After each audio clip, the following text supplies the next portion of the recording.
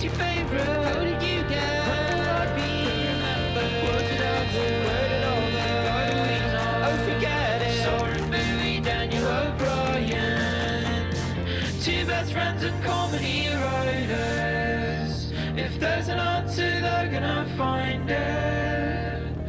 I think you'll have a great time here. I think you'll have a great time here.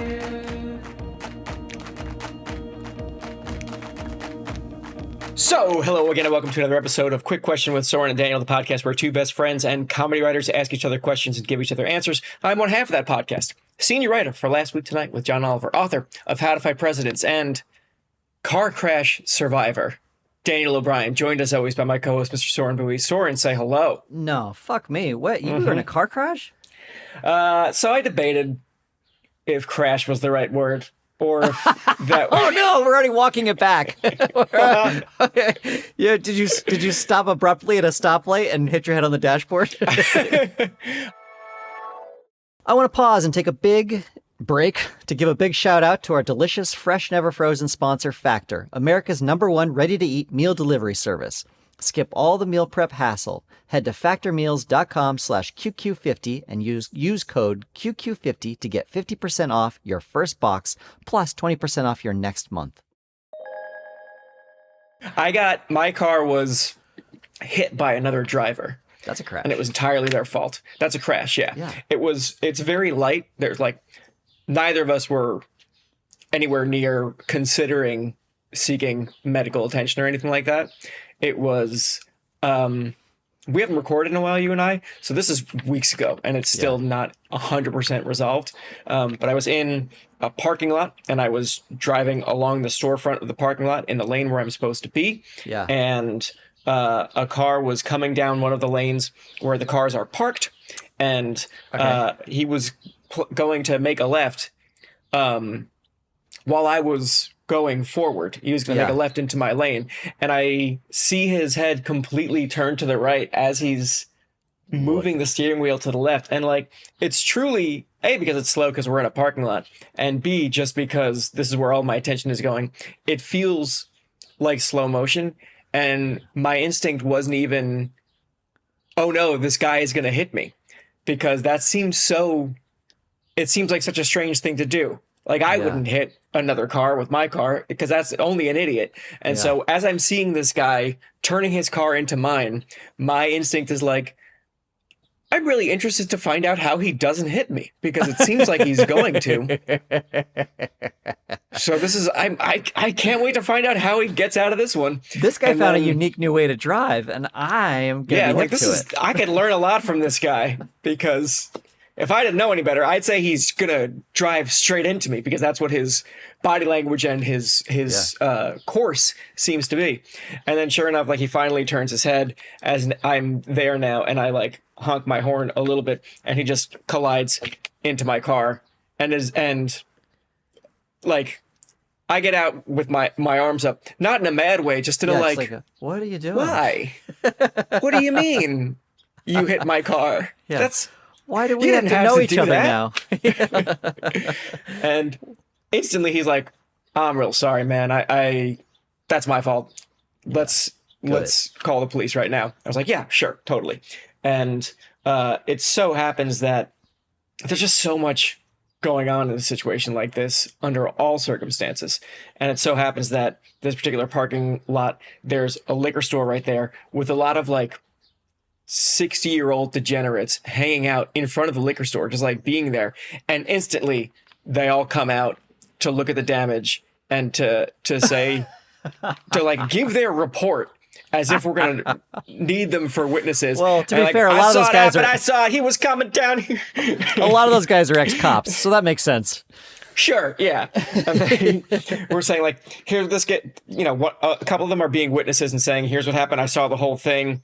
And then a couple of them are being old heads who know cars. So they come up to look at the damage, and they're touching my car and yeah, you can fix that right up. I used to own a body shop. That's not gonna be too big of a deal at all. Yeah, it's just a boo-boo. It's just a boo-boo you got. There's no glass broken. And we're getting our insurance out and on hold with the cops. And we're just I think if we could just have if it could just be just the two of us who talk for a while, that would make me feel better, because it's not like shocking or traumatic or anything like that. There's just a lot to deal with right now. Like, I was on my way somewhere and now I have to wait for the cops. And like, I don't need these 6 degenerates coming to be part of this endeavor.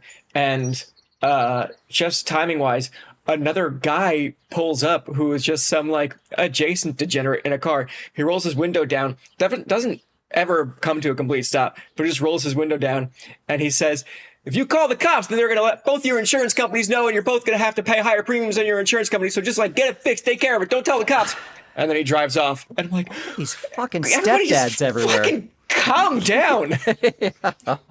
Jesus. So We wait, and the go ahead. Go ahead. I was going to ask, was the guy that you crashed with, was he a cool head as well? Was he good on your level, or was he more on the spectrum towards these guys? He was good on my level. He was like a 26 or 27-year-old kid. Cool. Right. Isn't it funny how 27-year-olds are kids now, Soren? Isn't that great? Isn't that a fun thing about how time works?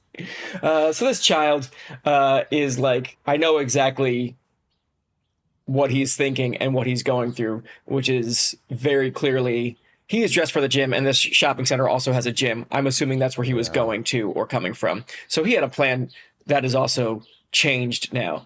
And I could see in his face and his body language that he's just like, this is 100%, this is a thing I'm going to have to deal with now. Yeah. And it's stupid and it was avoidable. And I'm mad at myself. Like he was pissed at himself, and I wasn't going to get in his space and like make him feel better or make him feel worse. I'm just like, he's calling the cops. He's saying he's sorry. And it's like, it could have been much worse is really all I say to him.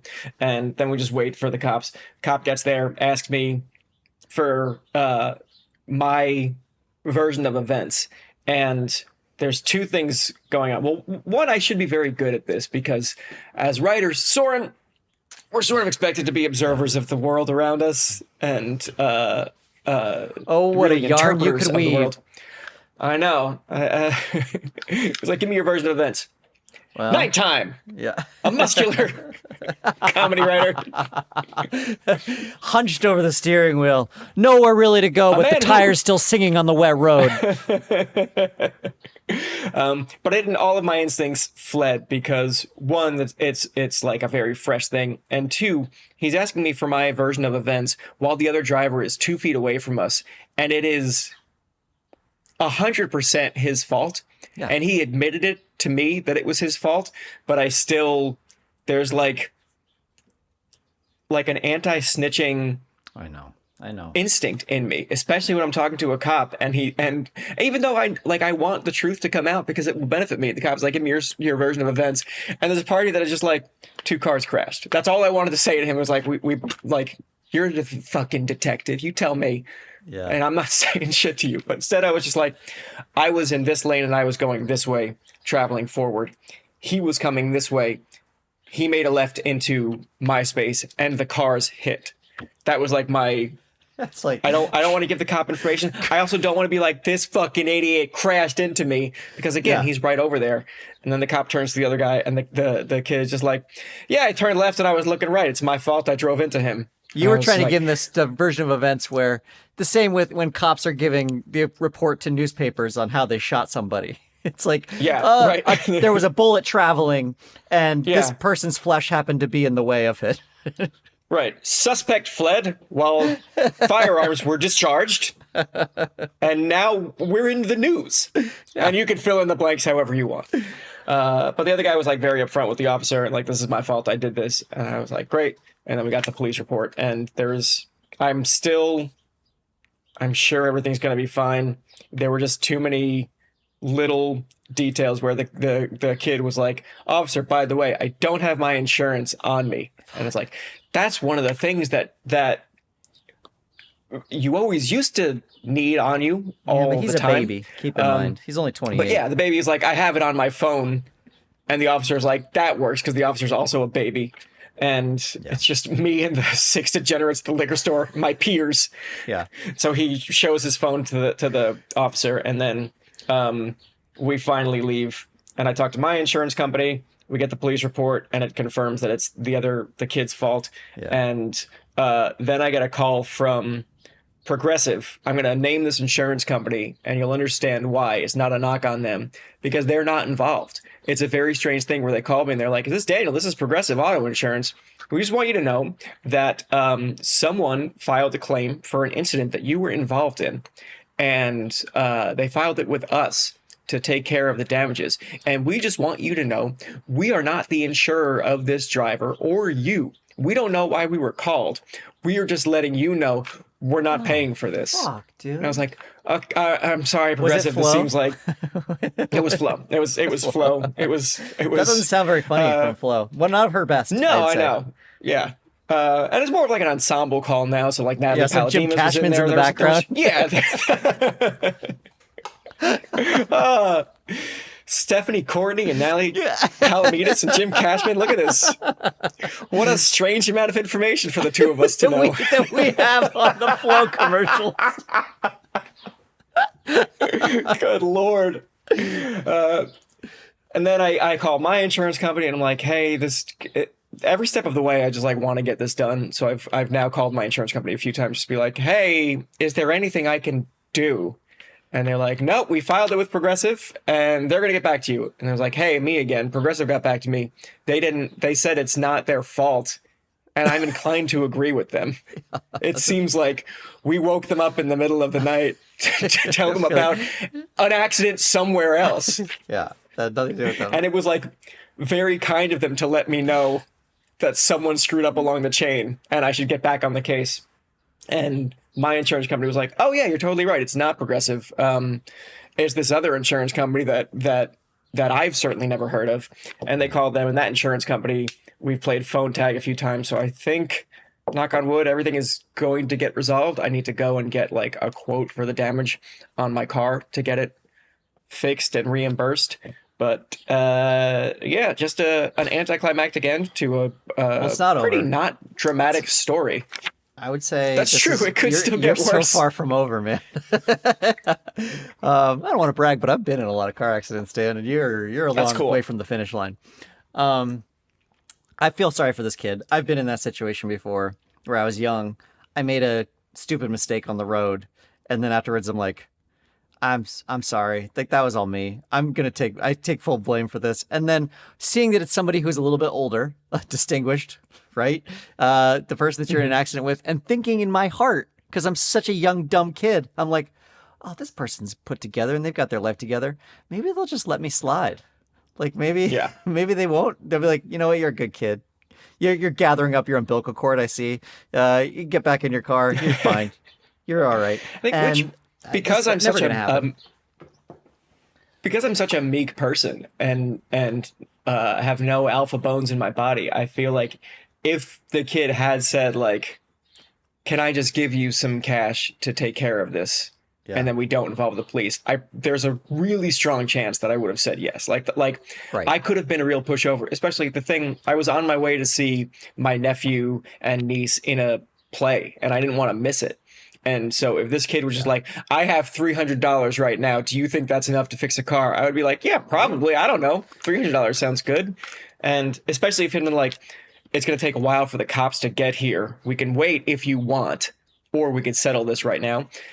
All of that, if he had said it to me, would have been like 100% yes, let's go. Let's take care of this. But he, right from Jump Street, was like on the phone with the police and letting them know that we're going to do everything above board. Which that's cool. To his credit, I suppose. Yeah, that's good. I've certainly been in his and your shoes. I was in LA and on my way to work and wasn't paying attention and bumped into the car in front of me. And there wasn't like tremendous damage. You could see like the bolts that secure the license plate had made like bolt shaped scratches on her bumper.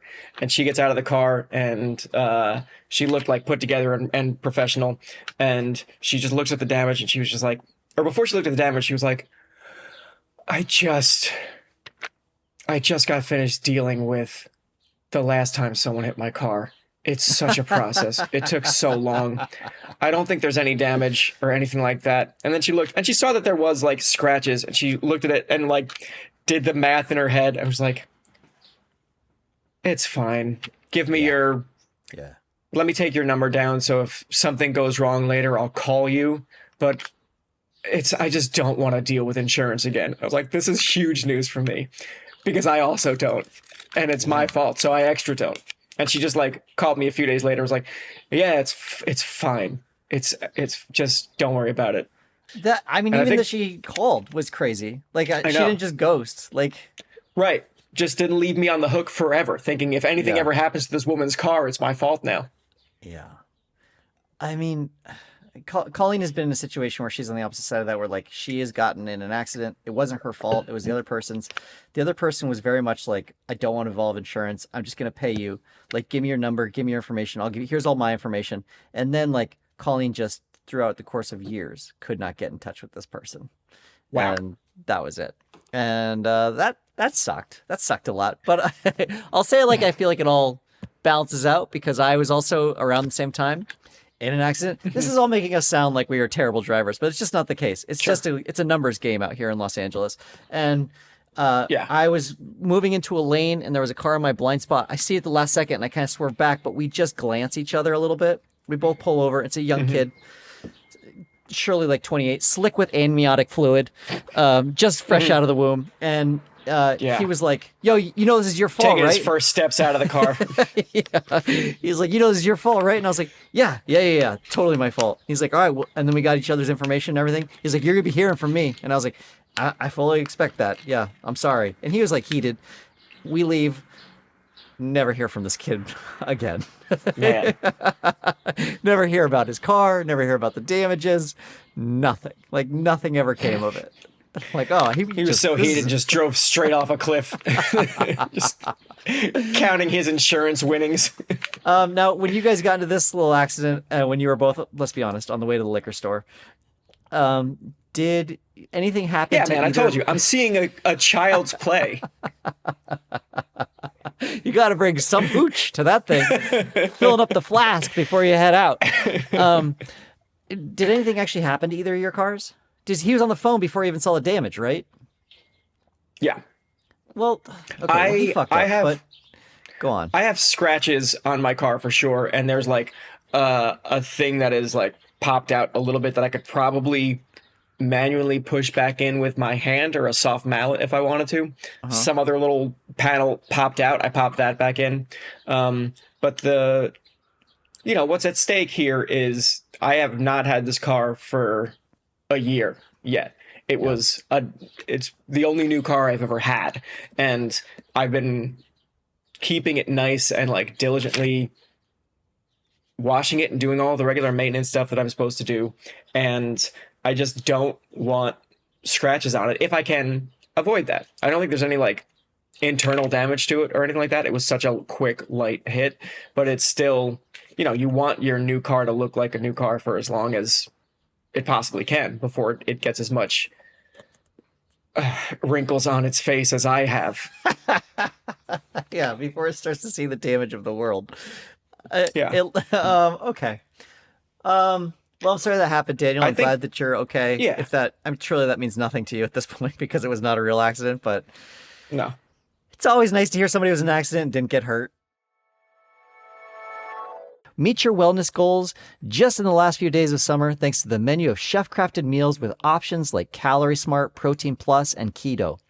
Factor's fresh, never frozen meals are dietitian approved and ready to eat in just 2 minutes. So no matter how busy you are, you'll always have time to enjoy nutritious, great tasting meals.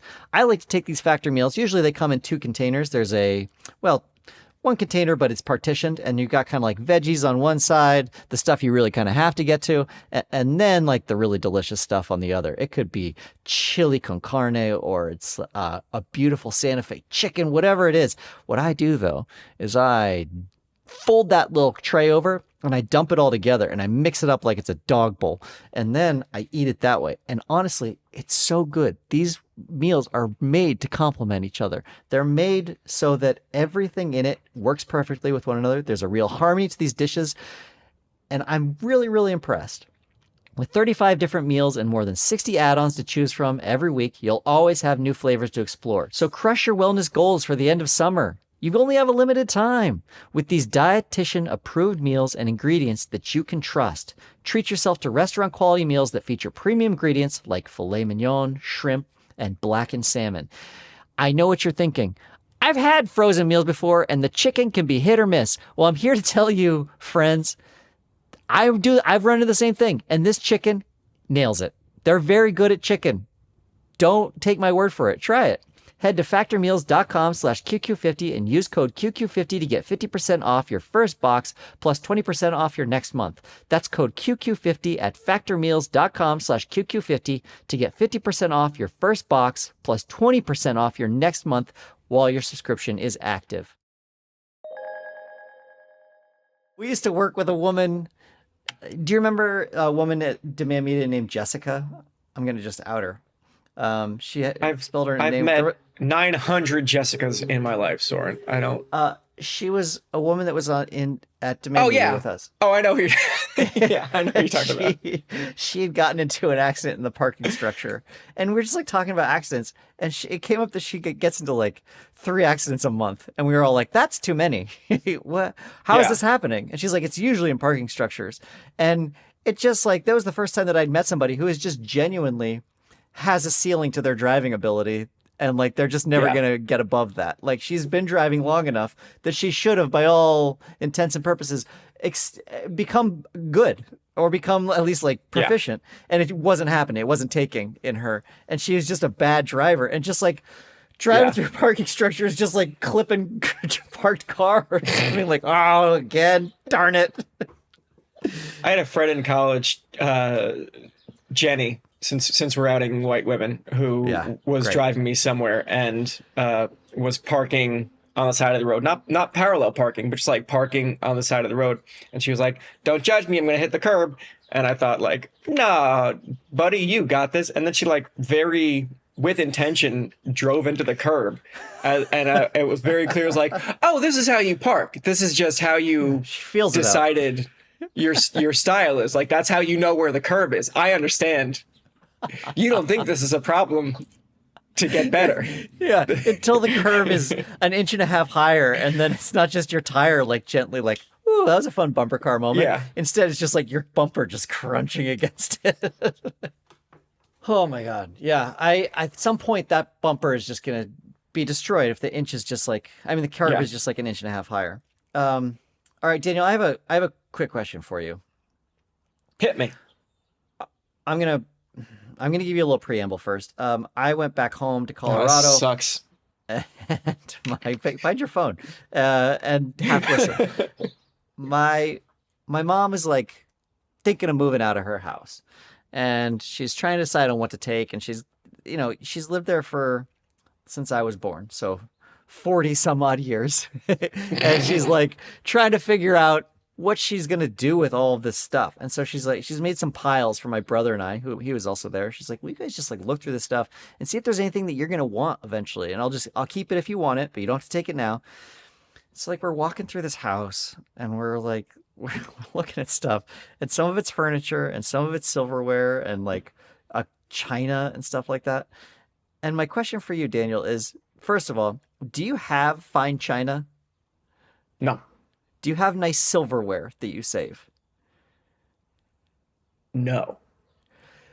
Would you ever? I put a little sauce on that. No, a little intriguing sauce, because just the luck of the draw of timing of when we record this, we were just over the weekend looking at silverware and like crazy people have 4 different sets of to the untrained eye, including my own, identical silverware, but they have different names. And so we're just like picking up different forks and seeing the weight of them to see which of these we like better, which is the same way that like when you're planning a wedding, you're forced to have very quick, really strong opinions on things you've never thought about before, as we're also thinking about like what would go on a registry and what kind of stuff we'd want in a future house down the line. forming strong opinions on silverware and plates and stuff too is something that I'm learning is going to be part of my future. It's just like a fork weight is something that I've never thought about in my life, but now that we might come to a position soon where we need to say the kind of forks that we want for our future, like our investment forks. And I was like, well, I guess I'd better start having opinions. You have to about carve this out thing. real estate in your brain for that now. That sucks. That sucks hard. Because you're I'm not sorry. allowed to say, you don't want to say, and you're not allowed to say, I don't care to all of these things. No. I feel like that was like a certainly more acceptable position for men to have a couple of decades ago. Just be like, yeah, fuck the plates, fuck the forks, whatever. But we're in a more enlightened society now, and I like being a part of these things. But I can't, there's almost nothing where I could be like, I'm never going to care about Right. what kind of wine glasses we have. So that could be a fun thing for you to sort out. No, got to have opinions on all the things, including fork weight. Yeah. I mean, well, depending on who your spouse is, it's also possible that they also do not want to have opinions about these things. And when you say, I don't Correct, have, yeah. you bow out of it, they're like, well, you've just put all the onus on me to care. Like, now I have to fucking care. And, Yeah. and instead of you sharing the load, there are definitely other people who do care. And they care about, like, okay, Yeah. this fork is going to bother me every single time I eat with it because the back isn't balanced with the front. I get that. These would be forks and silverware that you would end up using in your everyday life, though, I'm assuming. Right. Yeah. You would just have some uniform silverware.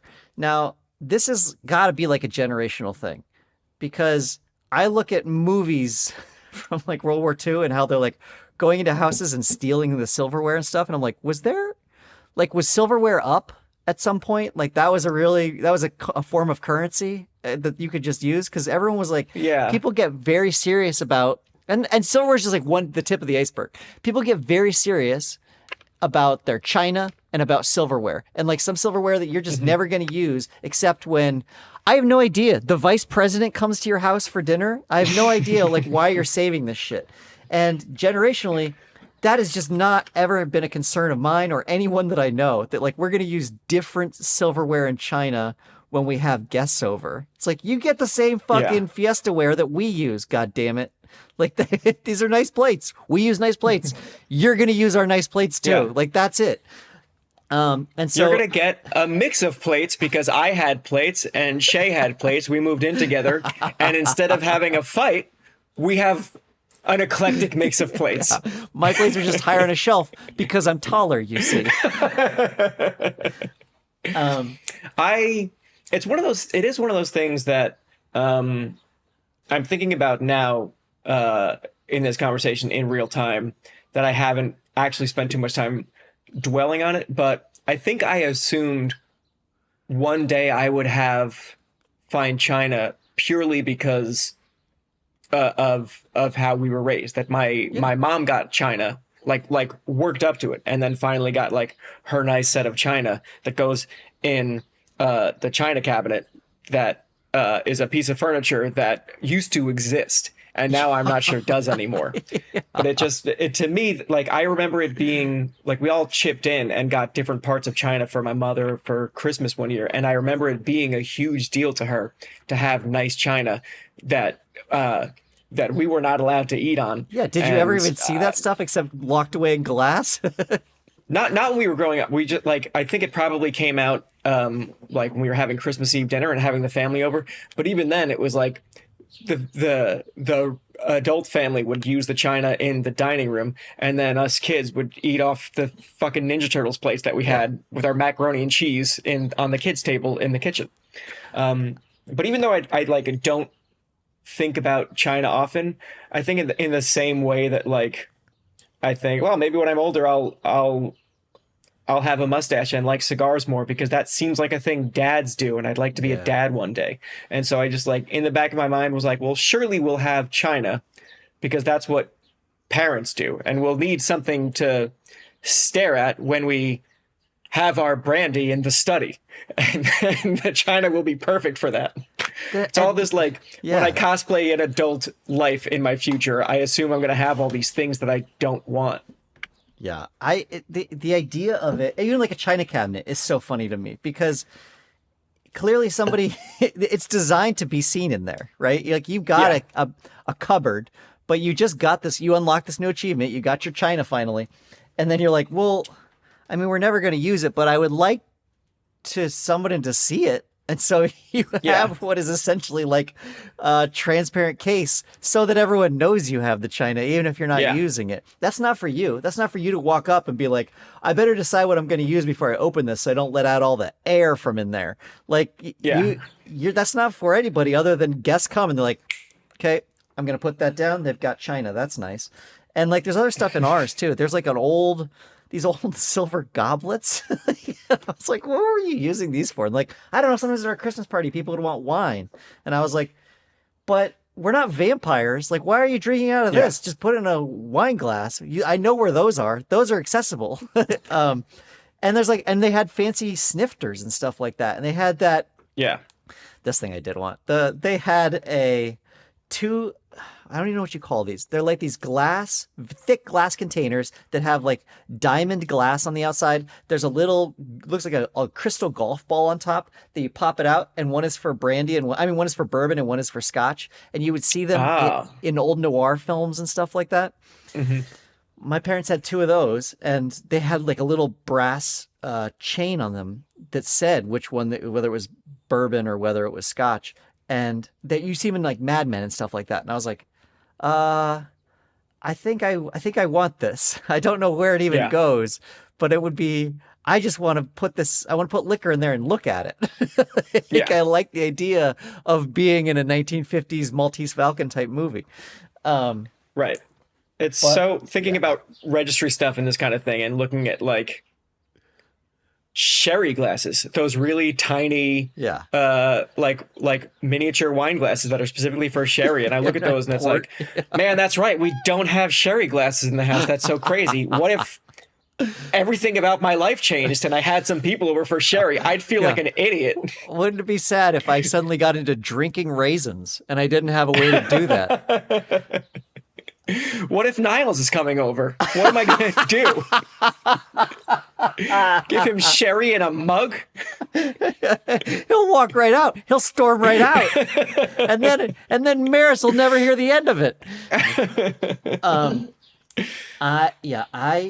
So I'm having this conversation with my mom where I'm like, I don't want any of this stuff. And she's like, it's like really nice. And I'm like, yeah, but like, there's no conceivable place in my house where I'm just gonna like put all this stuff, and it doesn't fit together well. Like, in terms of, I mean, logistically, like stacking, aesthetically, it all works, but like you can't even you can't fold plates up. You can't like store those somewhere nice and neat. And then it became like a bigger conversation about the furniture and everything, and how historically, furniture gets passed down through generations. Those become family heirlooms, giant 90-pound couches and chaise lounges and stuff become family heirlooms. And I was like, am I doing my kids a disservice by buying everything and thinking in 10 years this thing will be destroyed and like no one will, nobody else wants this? Am I doing them a disservice, or am I alleviating them of this burden where they have to now pass down a piece of wood through generations and generations that nobody actually wants? Is there nothing from your childhood home that you've had your eye on for a long time that you're just like especially now that you are a furniture craftsman yourself and a homeowner and everything like that, something where you're older now and can appreciate how good a piece of furniture or I don't think glassware or dinnerware is up your alley, but like something that you just thought like, when the time comes, I want that coffee table or whatever. I'll walk this back a little bit and say that there is one piece of furniture in the house that has like real historical relevance and is very cool. In our front hall, there is a dresser that my, great grandfather built. He was a craftsman, and he built this big, beautiful, gorgeous dresser that has, you pull out the top of it, and then it has individual tinier drawers inside of it and stuff. And it's gorgeous. And you can actually, we know that he built it because you can take it out and you can see his markings inside of it. and from like, I don't know, from like 1830 something. And it's really cool. It's in very good shape. And I'm like, it's huge though. Like I'm just like, my wife and I were like, well, even if we got it, like, where would we put it in the house? And it's like, that's the kind of thing where you make space for it. I'm like, okay, I could figure out how to do this. Other than that, it's stuff on the walls. It's like, maybe there's some art from my childhood that was on walls where I'm like, oh, that is very cool. I think I would like to have that. But that's very easy. Like, that's different. That's something that is essentially 2D and takes up no room in your house at all. The real issue is family heirlooms that are massive. And it's something like, I'll say that we have I'm trying to decide if I should say this. We have a sewing table that is ancient. And it has gone through generations of my wife's family. It's very cool looking. I used to do all of my office work from it during COVID, where I didn't have this garage set up yet. The beautiful setup you see behind you didn't exist yet. And I was doing it in another room, and I would work off of this sewing table, and as a functional, like, just table like that, it was fine. It is a giant piece of iron and wood that, like, we have to move with constantly, and it's just something we will carry with us until we're allowed to give it to our children. And we're not going to be sewing on it. Like, it's not using its original purpose. It's not doing much. It's taking up a lot of room, and we are guaranteed to have. It's not something we can ever just get rid of, and so it's just something you now carry. We had an incredibly old sewing table in my house growing up that was like unusable, but like a beautiful piece of history that I'm sure my mom got from her mom or grandmother, just had been around for a while, and was like such a staple of a thing in my house. And then when I was renting a beach house for a couple of years not too long ago, they had like maybe the exact same model of this like antique sewing machine, and I was like, oh yeah, we used to have one of these. Sucks, you're stuck with that, huh? You can't use it, and you have to like build a house around it. What a bummer. It's just like some furniture that, like, this better be your aesthetic because it's going somewhere prominent, and you're gonna build around it. And I think I accrue enough stuff in my life alone. Like, I accrue stuff that I don't like anymore, but I can't get rid of. Baseballs that I caught at a game, like a foul ball that I caught at a professional baseball game. And I'm like, well, I can't, like, no one understands the value of this other than me. I have to keep this, even though like I don't think about it or look at it ever. Or there's just things in my life. And even being at my mom's house, I was finding a lot of it where I was like, well, I don't really want to get rid of this because it meant so much to me at some point. I still feel an emotional attachment to it. And that's just one person. And now I don't want to then carry that for generations of people. And I don't want to ask my children to do it either. So I'm like, somewhere this line has to stop. Like, there has to be like a finish line here. I don't think my brother and I, we don't want the china. We don't want, like, I don't want to have any of these other pieces, a letterbox, like these pieces of furniture where I'm like, I know that this has a history to it. I know that there's value in it, and I feel terrible about being the one to get rid of it. But I feel like also somebody has to do it. Yeah. I don't want to keep anything. Someone who's listened to the entire podcast might be able to pull up an older episode where I might have had a different opinion. I don't remember that. Things change and people change.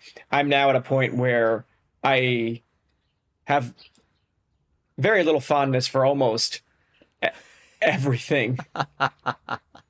Because I would like I appreciate a more Spartan lifestyle where the things that I do have are easy to get to and easy to put away.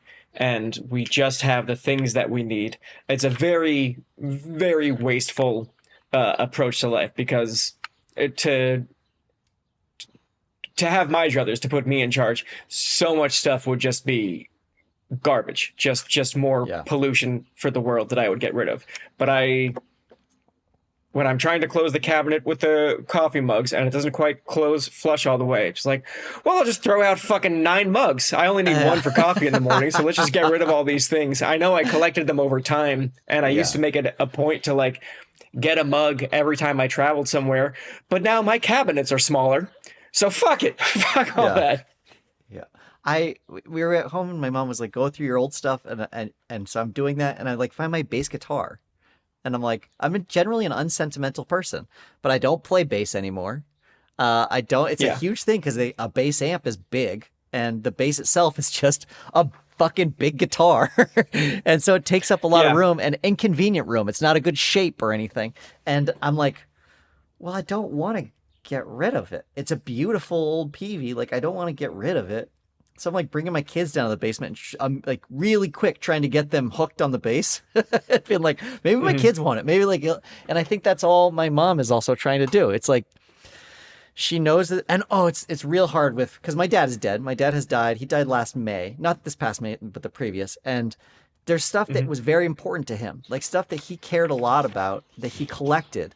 And she has no emotional attachment to it, but she knows that he did. And so you're doing him a disservice by being like, well, now we just get rid of these coins or like whatever the things were that he was interested in. And you're like, no, I don't think you can. I think now we carry his interests and we try to make them our own.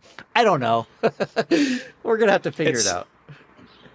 It's very tough and fortuitous, the timing of this recording. Do you listen to, or have you listened to Jimmy Loftus's current podcast endeavor, 16 Minutes of Fame? No. Or it might just be called the 16th Minute. I'm not sure. Forgive me. Okay. It's on Cool Zone Media. You can check it out. The episode that she just most recently came out with does not fit the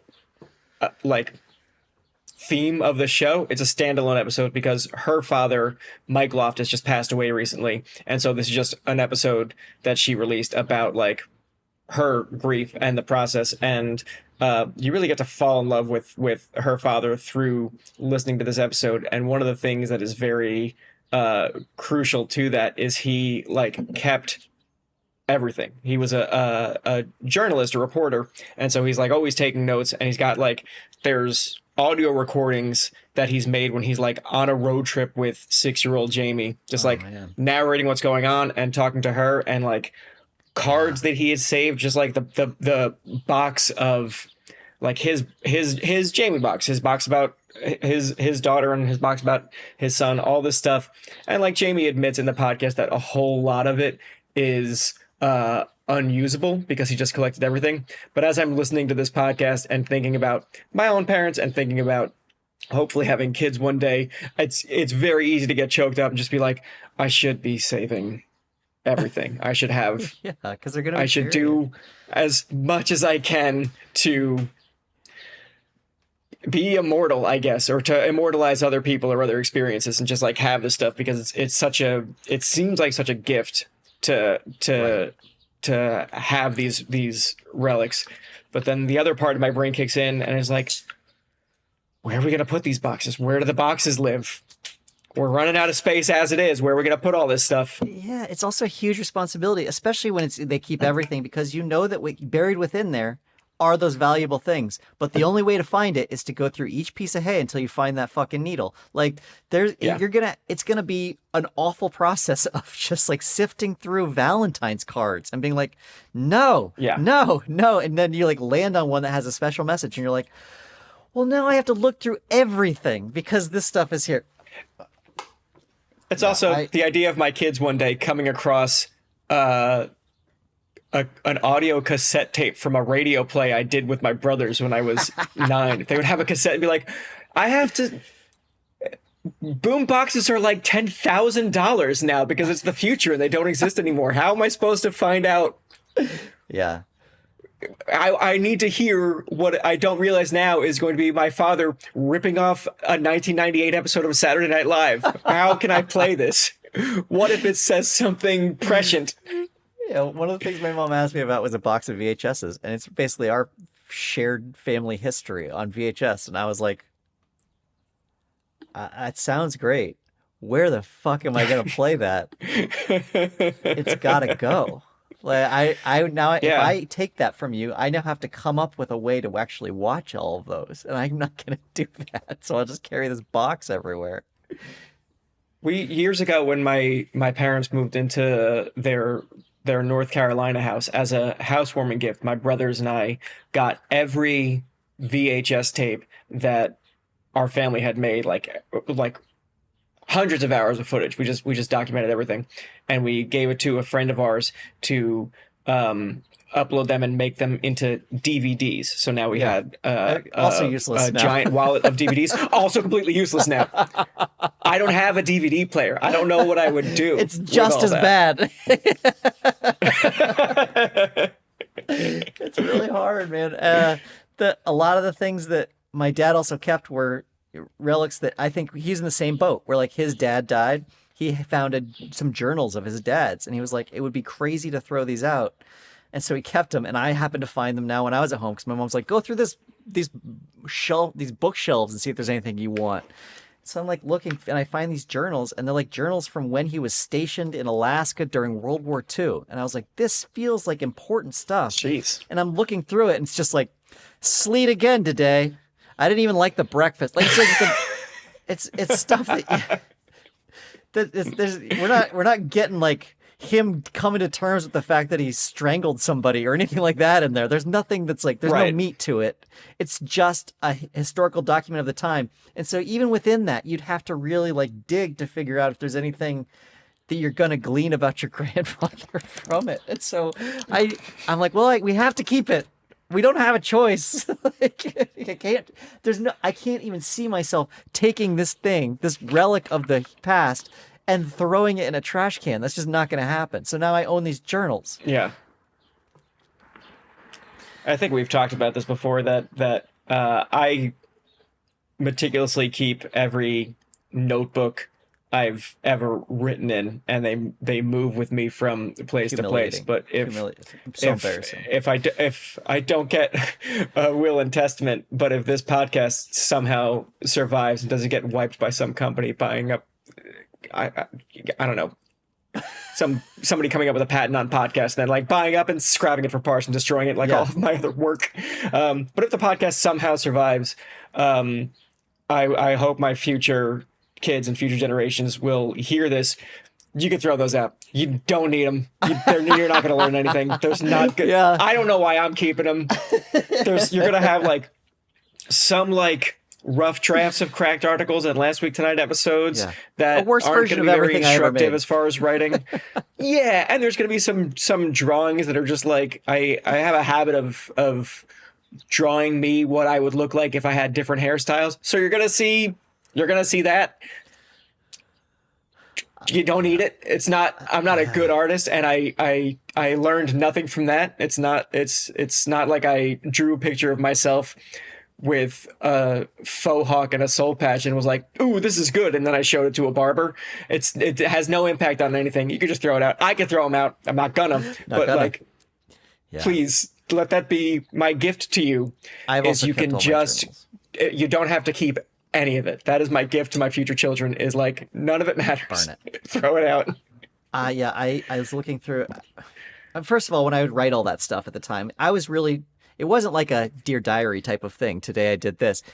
I would only write in it when I was really trying to like figure something out, where I had so many balls that I was juggling and what the thought that I was trying to have, that it felt very much easier to put it out on paper and lay it all out in front of me. Yeah. So there's like a lot of me trying to figure out who I am and stuff like that in those, or like my writing style, but at the time I also was thinking, because I was keenly aware of Kurt Cobain's journal that got published. Mm-hmm. And I was like, perhaps someday when I am the voice of a generation, people will want to look through this and see my path, and like they'll want to pick this apart. It was just such like a dumb, grandiose dream. And now that I'm older, and if I would go back and like creak that open and look at it, it's humiliating stuff. Like, it's not stuff that I want anyone else to read. It's like me trying to figure it out, but in a very performative way. And I'm like, what? This is not valuable to anybody. This sucks, dude. Yeah. I also have, because of the chaotic way that my brain works sometimes, is that you couldn't even like the notebooks that I've accumulated, I usually have multiple different kinds of notebooks in like different rooms and different areas to me. So like one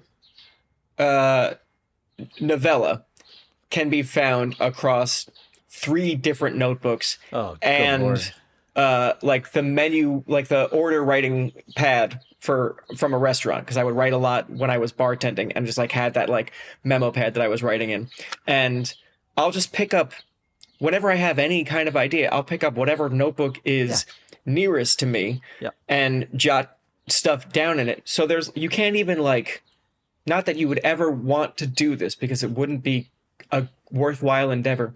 You couldn't even chronologically trace my development as a person or writer because it's not clear what year anything is happening, because they're all happening in every year somehow. Right. Every notebook is brand new and 20 years old, and they're all connected to each other in some like truly call for help-ish kind of way. That speaks to the way that I write as well. It's like I know that I can open up a notebook and see like long, like scattered writing that goes all the way up the margins and stuff, and like teardrops in the ink and stuff, and then next to it would just be one blank page except it says "Fortress of Solitude," and then like that's it. And you're like, okay. Yeah, these things probably happen 12 years apart. And then every once in a while, you'll go through one of these notebooks, and it'll be like, "Oh, this is like song lyrics. Oh, this is a cracked article. I can spot that." And like, "Oh, this appears to be astronomy notes. I think he just took this to school." Yeah, I forgot his book that day at school. It took notes here. Yeah. Yep. Yeah, there's a lot. And There's also like, not that it matters, I don't think he understood astronomy that well. These notes are not helpful. They'd find like these old Assyrian tablets, right? Like these old writings that were on tablets, and it took them a long time to like figure out what's that Assyrian Sanskrit, to figure out like how to translate Sanskrit. And so like they just had all these tablets, and they were like archaeologists, I mean, and they were like, what? If only we knew like what secrets we could unlock from these. And then they figured it out. And I don't remember how, maybe Rosetta Stone or something like that, but they figured out how to translate Sanskrit. And they were like, okay, here we go. And like they started looking through it, and it would be things like 2 goats, 4 chickens, eggs, and then like a price. And it was like, yeah, it was like grocery lists or receipts. And they were like, fuck. And then like they'd come across like, and so somebody's job is just go through all these old receipts basically, or go through all these old grocery lists and be like, okay, here's another one. And then like they'd come across something and it'd be like, we must treasure the dream, whatever the terror, for the dream shows us that misery comes at last to the healthy man, and the end of life is sadness. And they'd be like, yeah, that feels like something I would have done in my book as well. That one's good. Yeah. Just archaeologists going through a thing and like learning a dead language to find some tablet in Aramaic that's just like, hey, hi, so sorry. It looks like you parked your horse in my spot. No big deal. I don't want to have to call the Romans. So just like as long as you move it, because the spots are assigned and this one is mine. Thank you. Yeah, no worries. No worries, but next time don't. Yeah. So yeah, again, Daniel has made his will clear here, mine as well. To my children, first of all, don't ever listen to the podcast because they talk about you a lot, and I think it might be a little humiliating for you. Now I'm sort of grappling with that, but also don't keep any of my journals. You just burn those. That's fine. Yeah, and I'd like to extend mine as well. When I die, destroy all of Soren's notebooks. Yes, doesn't matter if he's alive or not. Just do it. That's I think find would be a way fun. in. That's how I want him to find out. I want him to open his closet, unlock the safe, move his, at this point, several guns out of the way to be like, oh, my notebooks. It's like, oh, this is how I found out. Rats. Yeah, my mom has been, to her credit, very unsentimental about all this stuff. And she did go through, when she found a lot of my dad's old stuff, his journals, his journals is his it was like chronicling his battle with MS too, because like I think he'd been asked to do that by maybe a doctor or something. And also just journals about like when he was first in Aspen and stuff like that. And my mom was like, I'm burning all of these. And I'm also, in doing so, I found a lot of my old journals. I'm going to burn all that stuff unless you want them. And I was like, are you sure you don't want them? She's like, no, I don't want them. I'm going to burn them. And I was like, yeah, okay. All right, that's fine. I don't, probably very personal stuff in there. I don't need to like, I did enough prying and snooping when I was a child. I know my parents' lives. I don't need like journals that they also were keeping even more private. So yeah, go ahead, burn them. And so that was great. That was great that she didn't give those to me. Yeah. And make that your problem forever. And then eventually Ronan's problem. Right. Well, good episode. Oh, there's something I've been meaning to tell you that you know that how old are you? 42.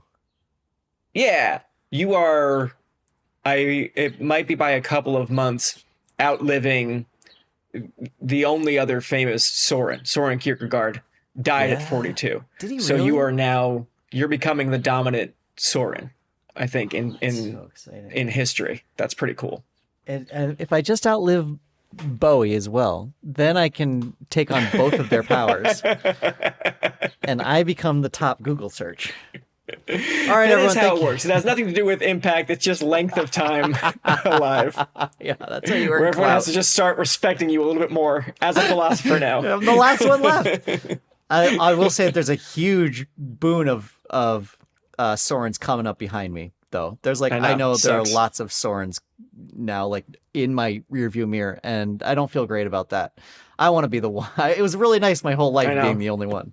Anyway, you've been listening to the Quick Question with Soren, and Daniel. To the Quick Question. You know that already.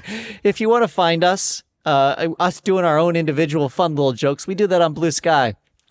Also, I use that sort of as a diary occasionally. If I just think of something, I'm going to like turn it into a joke and put it on there. Burn that, by the way, when I'm dead as well. And then if you want to find the show, we are still on X, the show. You can go find Quick Question on X. I don't know the exact address. We're also on Instagram. You can see little clips of this show. It's kind of fun. We're on TikTok. You could find clips of this show. And if you really want to watch the whole episode, as opposed to just listen to it, you can find it on Apple Podcasts, or you can find it on YouTube as well. If you liked our theme song, that's by Me Rex. You can find their music anywhere you stream music. They're kind of a big deal. You can also find full albums from them at merex.bandcamp.com. And it would be remiss not to give a shout out to